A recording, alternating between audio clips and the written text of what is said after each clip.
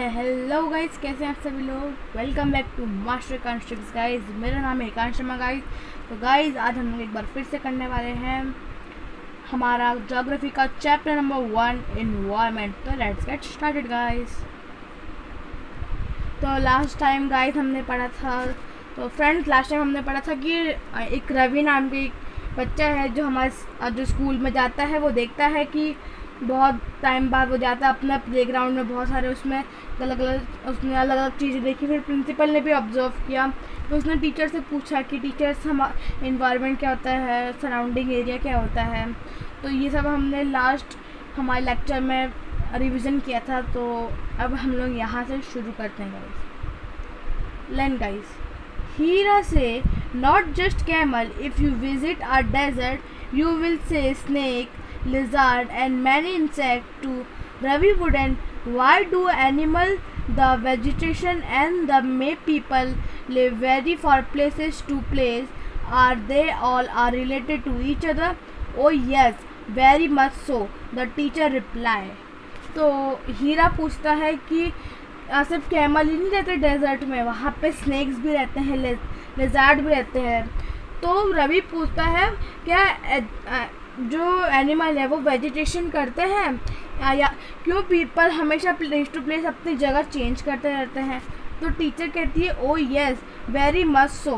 Then आगे, all plants animal and the human beings depth on their immediate surrounding, often they are also interdependent on each other. The relation between the living organism as well as the relation between the organism and their surrounding from some ecosystem. There could be an ecosystem of large rainforest, grassland, desert, mountains, lake, river, ocean and even a small pond. तो all plants, animal और human being depend on immediate surrounding. जो पौधे and और जो जानवर और जो हम लोग हैं वो डिपेंड करते हैं इमिडिएशन सराउंडिंग में। Often they are also independent on each other, वो हमेशा इंडिपेंडेंट है एक दूसरे के ऊपर। The relation between the living organism, जो रिलेशन है लिविंग ऑर्गेनिज्म का, वो as well as related between the organism of their surrounding from a ecosystem. There could be an ecosystem on a large forest, grassland, desert, mountain, lake, river, ocean and even a small town. Then guys, do you think इसको थोड़ा सा करते हैं। Do you think the park in which Ravi and his friends play from the ecosystem? तो रवि और उसके friend park में ecosystem से खेलते हैं या नहीं। देन इसको human environment, human being interact between the environment of modify the according to their need. Early human beings adapted themselves to the natural surrounding. They lead a simple life and fulfill their requirement from the nature around them. Which time need grew and become more variety. Human learned new ways to use a change environment.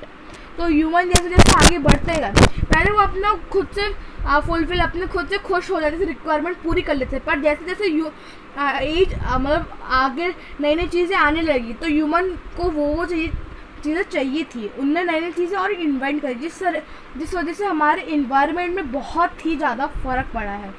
They learn to grow crop, domestic animals and lead. इसको थोड़ा सा ऐसे करते हैं guys. Then guys, human learn new ways to use the change environment. They learn to grow crop, domestic animals and lead a settled life. The wheel was invented, super food was protected, better system imagine trade started and commerce development, industrial revolution. तो जैसे जैसे चीज़ें बढ़ती गई human, और जब wheels का आविष्कार हुआ, जब व्हील इन्वेंट हुए तो और भी नई नई चीज़ें आने लगी, और जब व्हील आई उस वजह से ट्रेड भी बहुत अच्छा होने लगा। Then guys, enable a large scale production, transportation become faster, information revolution made communication easier, the speedily across the world. Have you ever through way love learning juicely? Watermelon in summer, a hot roasted platinum in winter. A perfect balance is necessary between the natural and the human environment. Human must learn to live and use their environment in the harmless way. मतलब जैसे जैसे human बहुत सारी चीज़ें करी, वही जो environment को बहुत ज़्यादा हार्म पहुंचाने लगा, वो ज़्यादा बहुत ज़्यादा इफ़ेक्टिव करने लगा.